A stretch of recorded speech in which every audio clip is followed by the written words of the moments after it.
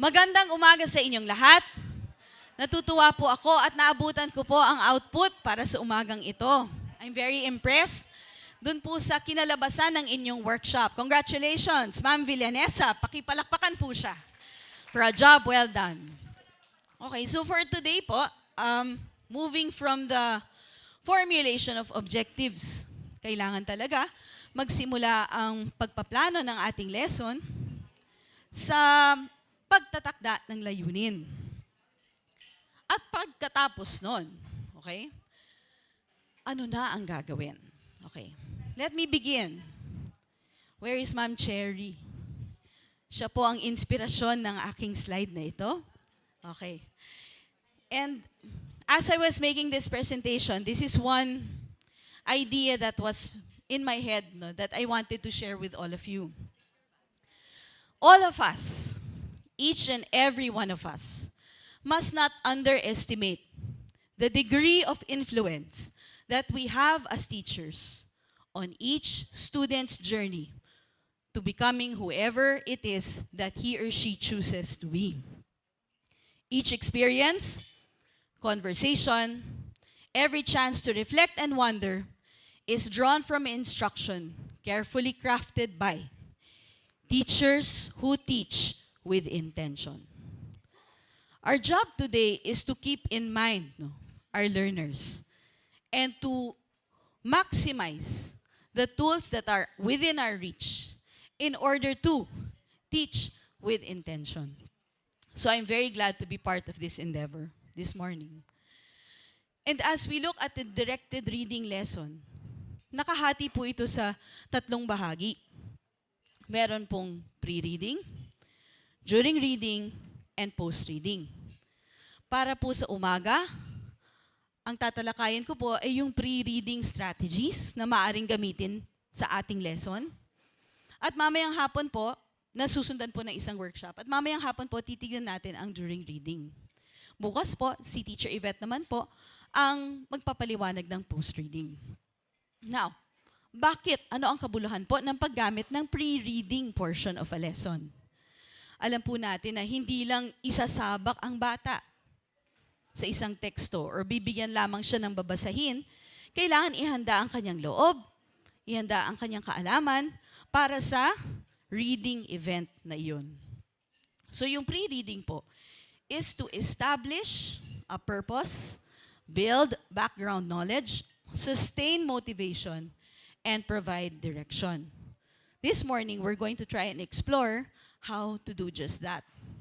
But also, for the during reading part, habang nagbabasa na po tayo, it also aims to elicit from students an active response to reading. So, of course, thank you very much to those who have donated books for this purpose, because one of the major needs is to have good stories to take off from. So for example, it all starts with the right book.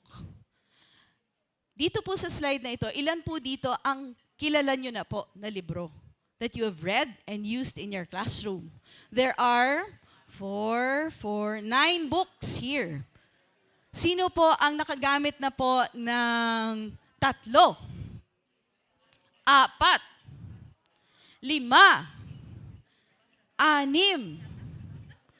7, 7, very good, 8,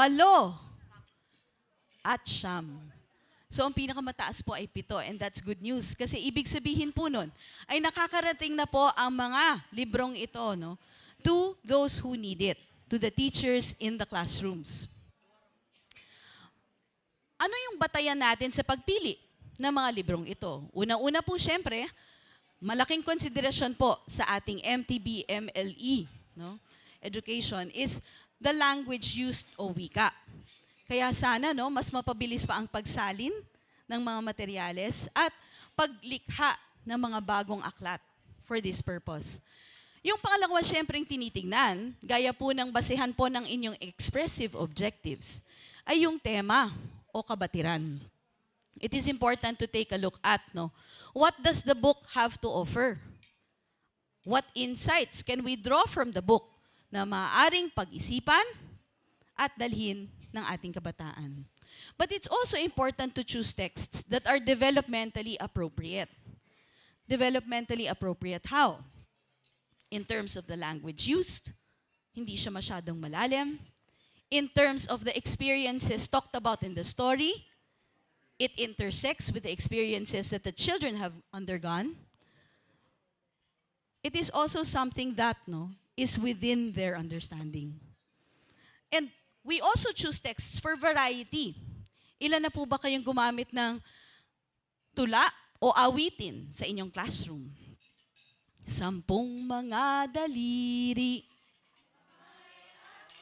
Mahalaga po ba yan na gamitin sa classroom? In what way? How is it useful? What is its utility in the classroom? Concepts, parts of the body. What else? Also, taking a look at the value of taking care of oneself. Ano pa? Pwede. Mathematics. So, parang dalawang content area na yung nabanggit. And this is a simple rhyme. There are others out there that can be used for a variety of purposes. Ano pa? Relevant or timely.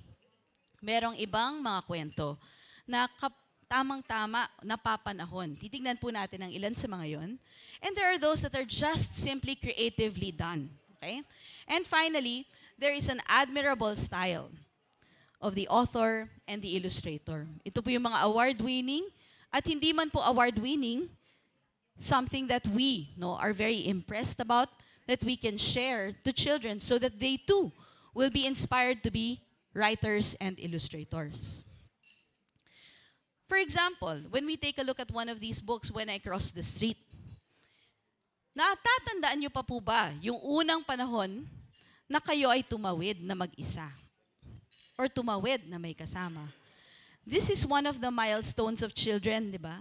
In the community. It's such a big accomplishment when they finally cross the street on their own. And choosing books that children can relate to is very important so that they are interested in what you have to say or share. This is one of my favorites. Isa pa pong paborito ko, yung araw sa palengke. Sino na po ang nakakapunta na sa palengke? Di ba lahat tayo? Madalas, sa NCR po, parang yung iba po, hindi na po nakakapunta ng pangkaraniwang palengke. Madalas po, mall, madalas po, supermarket, pero meron na pong mga batang hindi nakakatapak sa pangkaraniwang palengke tulad po ng karanasan natin. Sana po magkaroon ng pagkakataon din sila. Pero bakit magandang gamitin ang kwentong ito? Dahil ang kwentong ito ay tungkol sa iba't ibang pandama. Ano ang nakikita natin sa isang palengke? Gulay, isda, karne. Ang dami nating mababanggit. At ang mga bata, pag tinanong natin, tatahimik ba sila o makakapagbahagi ng kanilang nalalaman? Again, we need to tap things that they can talk about. Hindi lamang tayo ang magbibigay ng impormasyon, kundi sila rin. Anong naaamoy natin sa palengke? Iba-ibang amoy. May malansa. Ano po yung mga malalansa? Hasang ng isda, di ba? Ano pa? Dugo ng manok. Iba-iba, no? Ano yun naman ang natitikman? Durian. Nako, napakasarap na prutas. Pero may kakaibang amoy. Ano pa po? Mangga. So marami tayong matatamis na prutas. So we should choose books that talk about these experiences. Sino naman po ang hanggang ngayon ay takot pa sa dilim? Opo. Talaga naman po, pag naglakad pa rin tayo sa kalye, di ba? Meron pa rin tayong konting takot, lalo na pag gabi na tayong naglalakad. And this is something that, books can also do. Books can help us, if not get over our fears, it can help us face our fears. At kung napag-usapan na, ay si Ching takot sa dilim, tayo rin ba ay may konting takot? Okay lang ba yon na meron tayong konting takot? Minsan, masarap yun pakinggan, no? Na, ay, pareho tayo. Medyo ninenervyos, medyo may takot. That is something that literature also offers, no? Children. A point of view that mirrors theirs. Meron pala akong kapareho. Meron din naman that allows for self-reflection. Merong mga libro na pag tinignan mo, ay parang ikaw. At minsan, it might push you to change or push you to take pride in who you are. And there are those who mirror, there are books that mirror our real-life experiences. Favorite po ninyo si Pilong Patago-Tago. Isa rin po itong sinulat ni Christine Cannon. And one of it is, Bakit Matagal ang Sundo Ko? One of the titles is, Bakit to popular? Dahil din po, sino po ang hindi pa nasundo na medyo late? Lalo na po kung taga-NCR. Diba? Dahil sa traffic, kadalasan, tayo po ay may ganitong karanasan. Sometimes, it may reflect our concerns and experiences at home. Isa rin po ito na bilang guro ay naging isa pang panitikang pambata na talagang nakaka-relate po kami ng mag-anak. Bakit? This is about, no? Uuwi na ang nanay kong si Darna is about an OFW mother or a mother who works as an OFW. At ganun din po yung may higante sa aming bahay. And others may reflect the community or society that we live in. Isa rin po itong paborito, si Emang Encantada at ang Tatlong Haraga na isinulat po ni Rene Villanueva. At ang maganda po dito ay tinitignan kung paano natin ginagamit ang resources. This is one of the titles na talagang environmentalism is talked about. So pag nakapili na tayo, again, another book, si Ingolok at ang Planeta Pakaskas, kung saan si Ingolok ay isang nguyamyam at ang mga kasama niyang nguyamyam ay kumain ng kanilang mundo na binubuo ng gatas, tsokolate, sapin-sapin at marami pang masasarap na pagkain. Sino ba naman ang ayaw kumain nun? Pero yung mga nguyamyam ay inubos ito. So again, another environmental or book that talks about environmental issues. And there are those that might prompt us to pause and reflect. Another title by Rene Villanueva is Nemo, ang Batang Papel, where it makes us think about the situation of children in the streets. Ito po ay kwento ng isang newspaper boy, batang papel, a boy made of newspaper, na humangad po na maging tunay na bata. At nakuha po niya ang kanyang hangad. Pero sa hirap po ng buhay, ay hinangad niya ulit na maging bata na gawa sa papel.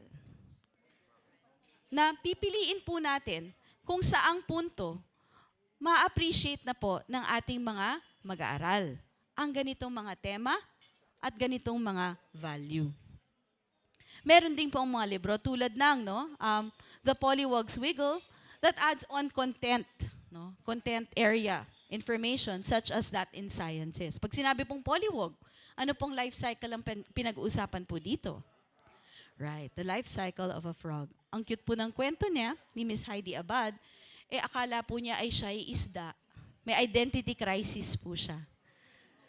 And ayaw niya yung itsura ng mga bullfrog. Biglang nagkaroon siya ng legs, hindi niya masyadong pinansin. Nawala ang kanyang buntot, hindi niya masyadong pinansin. Hanggat nahirapan siyang huminga at lumabas siya sa tubig at pagkalabas niya, nakita niya sa tubig, ako na pala yun, yung ayaw kong tignan. And again, it is a coming out of sorts, accepting and embracing one's identity. Lahat po ng mga temang ito ay pwede nating iangkop sa curriculum. At meron rin naman pong panitikang pambata tulad ng Ang Kamatis ni Peles na isinulat ni Alberta Angeles at ginuhit ni Renato Gamos na nagpapakita naman po ng pagkamalikhain. Isang halimbawa dito, gustong-gusto po niya na tumubo ang mga buto ng kamatis na kanyang tinanim. Sa kagustuhan niyang tumubo ito, ang ginawa po niya ay tinirikan niya ng kandila para hindi matakot sa dilim. tinabingan para hindi lamigin sa gabi. At inimbitahan ng mga kaibigang palaka para kantahan ang kanyang mga punla para lang tumubo. So maganda rin po, no, na apart from it being a days of the week story, at isa rin siyang patula na isinasalaysay, ang maganda rin po dito ay meron din siyang kakatwang, no, paggamit ng humor in the story. Meron rin naman na minsan masasabi natin yung salitang kadiri, pero hindi ba yan yung pinaka nakakatawa minsan sa isang classroom? Pag sinabing utot, di ba? Anong mangyayari? Magtatawanan ng mga bata. Pag sinabing kulangot, di ba? Nakakatawa yun para sa kanila. At ito po ay kwento ni Og Uhog. Yan. Isa pong paboritong panitikang pambata. So it can also be books that are just plain funny. So what's important is that, no, in this process of presenting books to children, these are opportunities for us to deepen their understanding. And not only that, but to involve them in meaning making. Our efforts, this education reform, is moving away from merely the banking concept, no, of transmitting knowledge, but we're taking a look at involving children in making decisions, no, making decisions about what they learn. And here, it is important for us to make it easy for the child to pay attention. Isa po sa pinakamahirap is to catch their attention in the classroom, di ba? Isa sa mga pinakamahirap ay ang classroom management. There are only two things actually that will help. No? Well, not only two things, but sometimes nane-neglect po itong two primary things that help with classroom management. Unang-una, do you have a strong relationship with your students in the classroom? Do they like you? Do you like them? Because sometimes it's that binds the class. They want to listen to you because they know that you're exciting, that you will listen to them. Just because they love you, no, they will listen. But the other thing, do we have lessons that allow for them to be interested and engaged? Tama ba ang pagkakapili natin ng materyales para mapatagal ang kanilang atensyon sa ating tinatalakay? Are we scaffolding for success? Are the activities task analyzed so that we are able to break down difficult tasks into smaller steps so that they feel success every step of the way? And another, are we able to provide positive feedback when they are able to show you that, yes, I was able to make a connection between the book and my own life? Generous ba tayo doon sa pagbigay ng tamang sinabi mo? O sa bilis po ng araw ay hindi na nagagawa yon? Because it is important to encourage children to keep making these attempts, to always risk-take, to make connections so that the world makes more sense to them. But when they stop doing that, then we have put them at a disadvantage. So, pre-reading activities should, remember this, use only an amount of time proportionate to the amount of time spent reading. Because I teach at the college, I also train, di ba, young teachers, pre-service teachers, on how to teach reading in the classroom. And sometimes, sa nervyos po nila, as they are just beginning to teach the lesson, ang haba ng intro, to the point na naiinip na yung mga bata, "Teacher, kwento na!" May ganun na sila. So, you need to make sure that the pre-reading part is not too long as to already distract your students. The other thing is it there to develop curiosity? Will they want to know more if you prepare them for it? Are there opportunities na kilitiin ang kanilang pag-iisip? Next, should not reveal the information in the story. Merong iba na ginagamit po yung kwento mismo para mag-unlock or magpakilala ng mga salita. Pag inulit nyo na po, yung nasa loob ng kwento ay hindi na po interesting yung nasa loob ng kwento. So we'll get to that a little later. And of course, we need to unlock unknown concepts or possible barriers to meaning making so that we can prepare them for even higher level thinking tasks. Now, of course, when we involve the children in meaning making from the very start, what are we trying to do? We are trying to establish commonalities between the reader and the text. The greater the commonalities, yung nilalaman ng teksto ay yung nilalaman ng kaalaman ng bata. The greater the intersection, the more they will comprehend. Kasi they can relate. Okay? For example, it is important to remember that, no? It is important for the reader to be able to link information in a text to the information that is already stored in his or her mind. New learning is thus integrated with the knowledge that an individual already possesses. Mahalaga na binibigyan din natin ng halaga ang kaalaman nila. What do they bring from home? Marami rin naman silang kwento. May pagkakataon ba silang magkwento sa inyo? Yun din po ay magagamit sa pre-reading. How can we see the relevance of prior knowledge? Do you think you will be successful in reading this paragraph? Kindly read this paragraph and make sense of it. Ready, get set, go!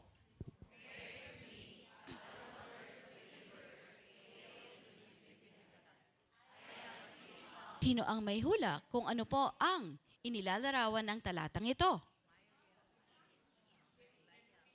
Jellyfish, pwede? Ano pa po? Tamang-tama, nai-imagine ko kung bakit pwedeng jellyfish. Ano pa po? Mushroom, pwede rin po. Ano pa po kaya? Umbrella, pwede rin. Eh kung sabihin ko po na ito ay isang parte ng katawan. The human brain. Bakit biglang sinabi niyo human brain? Parang with all confidence, di ba? Bakit kaya? O sige nga, neurons. Ano pa? Gray and white. Gelatinous consistency. Nakita po natin yan sa biology lab, di ba po? Ano pa? Glial cells. So, ang nakakatuwa po dito is, no, ano ang pakiramdam nyo ngayon na nahulaan nyo kung ano siya? Di ba masaya? It's important for us to be able to create that moment of success for each reader where yung nabasa niya ay nagamit niya para magkaroon siya ng tinatawag po nating aha moment. Maganda po yung meron siyang ganon. Bakit magandang may ganon? Kasi then you will want to take risks, to make connections, make inferences, and figure the text out for yourself. Eh, ito po. Yan po ay kay J.D. Radcliffe po, I Am Joe's Body, from I Am Joe's Body. Now, ito po, tignan natin. Mahuhulaan niyo po ba kung ano ito? A newspaper, everybody.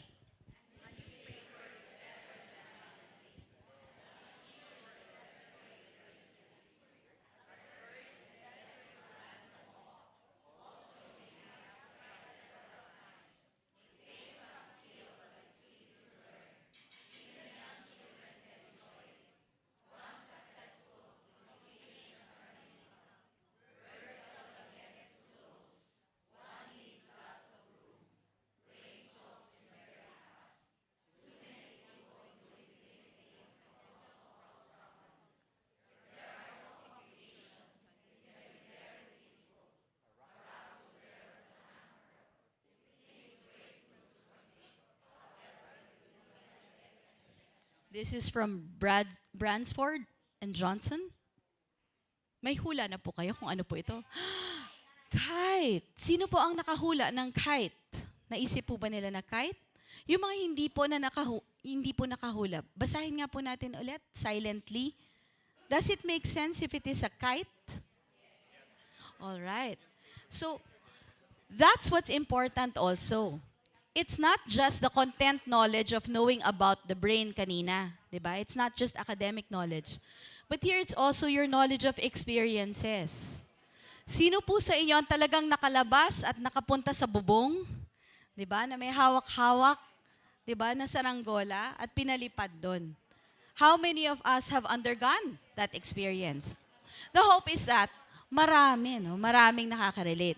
That is the relevance of prior knowledge. We need to tap what children know so that when you are able to make sense of it, you feel successful. Questions to ask for pre-reading. Is there a discrepancy between the student's reading level and the level of the text? How do I prepare my kids for that? Does the student lack background knowledge about the topic? Do they know which body of knowledge to tap? Maybe I need to help direct that. Is there a need to clarify concepts that the students are not familiar with? Baka merong kailangang ituro. Okay, so, when we take a look at pre-reading, there are three major parts. The developing of concepts and the unlocking of vocabulary. We have activating prior knowledge or tapping what we know. And finally, developing a purpose for reading or setting our purpose. How do we use these?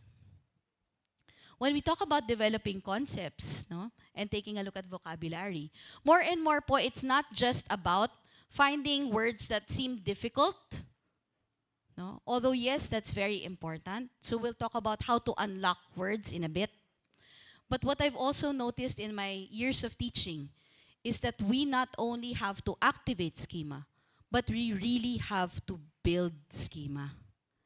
It's come to a point that in the classroom, we have simulation activities, no, or games so that they will build their schema. Kung kunyari, ang kwento ay tungkol sa pagbabahagi or sharing, then we have a simulation game where there are maybe 8 marbles. And then we're going to ask 2 children to come to the front and to divide those marbles. And then we're going to move the marbles towards one side. And suddenly magre-react yung mga bata. Ay, daya, daya. But when they have that experience, then they can understand the issues that might be in a story that talks about sharing.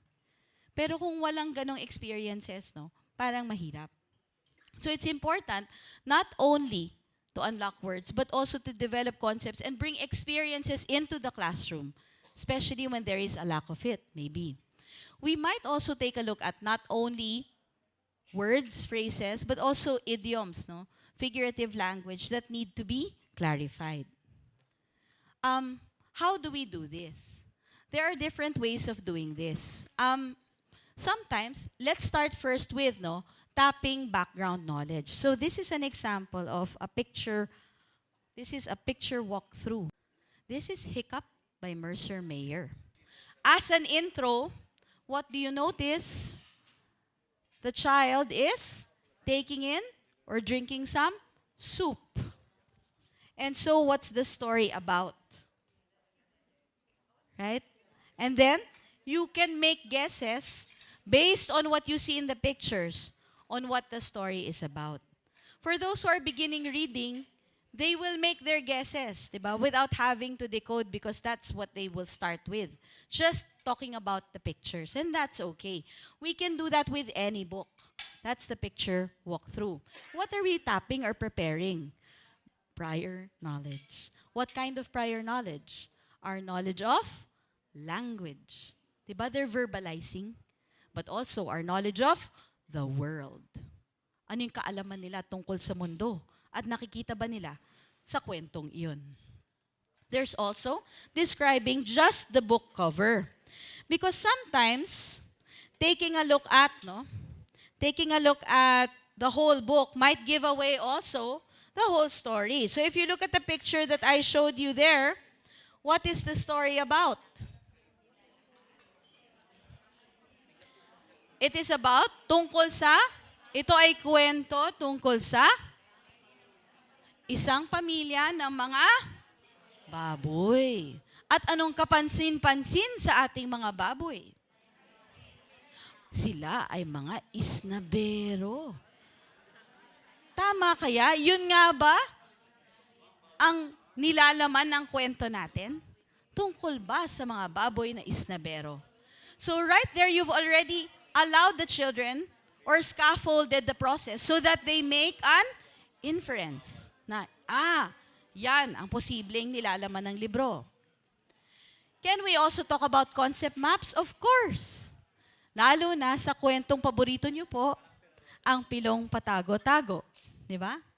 So, ano-ano ba ang mga hilig na laro ng mga bata? We're still tapping their background knowledge.